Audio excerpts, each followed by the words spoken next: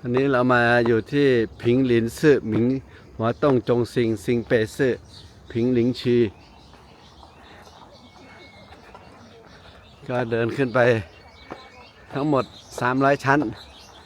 ทดสอบกำลังสิงผู้สิง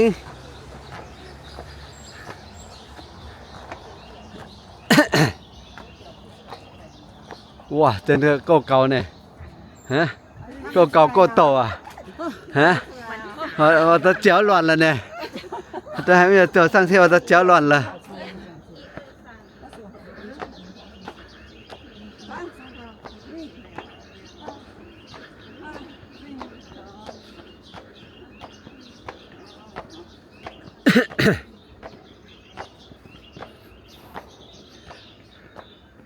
哦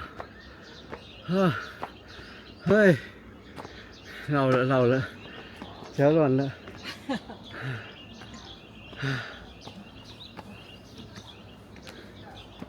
还年轻还年轻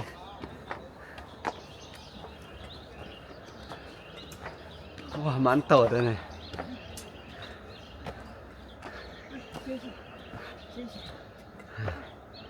对试试一下不放了从上才走才比较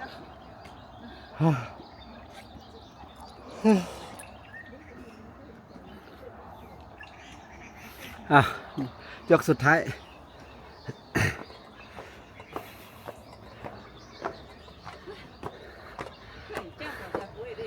对不要看上面也看脚底就到了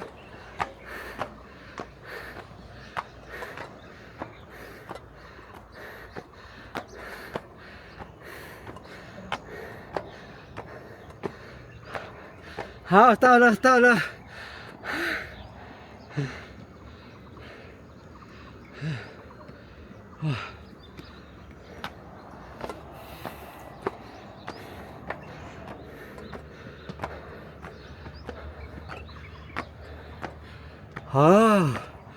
你到观音了嘿还在上去啊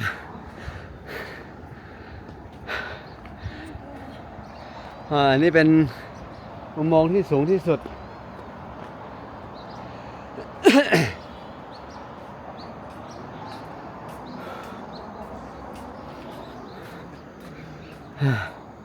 串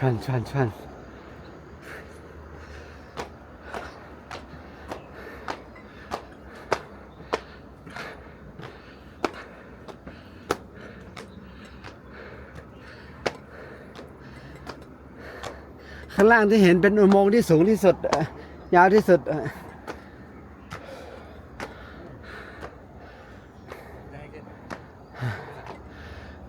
อ่อนเลย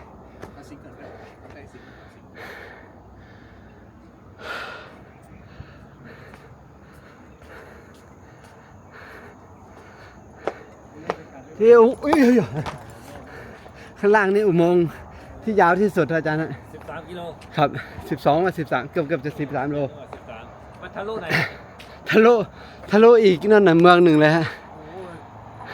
ทำเก่งเลยเนาะยาวมากเลยฮะโอ้โหอะไรฮะเพราะขับไปบ่อยครับบางทีคนไปสวดมนต์ที่ท่านบนโดยคนไทยเสียชีวิต 5-6 ศพเลยเนี่ยมันเจาะมาทะลุกันนะฮะ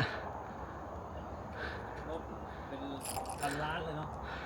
12 ปีฮะ